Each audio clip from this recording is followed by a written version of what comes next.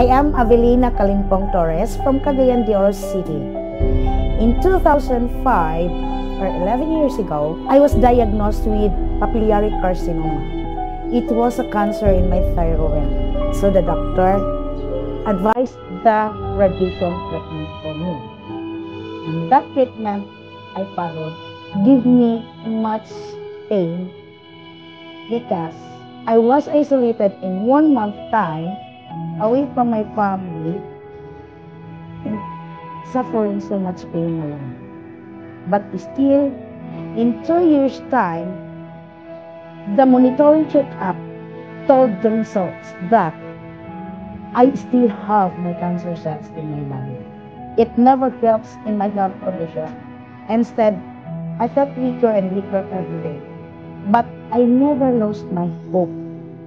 I am still determined to live for my family, especially to my one and only son. In God's grace, somebody introduced me the Agaricus Blazimorel. I really tried it. In just 1 month, I found myself active. Unti-unti akong nagkakaroon ng energy. So my husband, my son observed my health condition, my skin was glowing.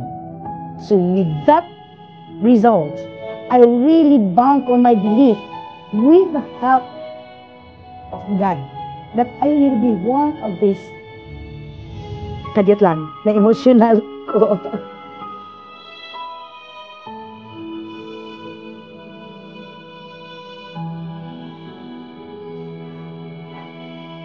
Because at the time, I never thought na mabuhay pa.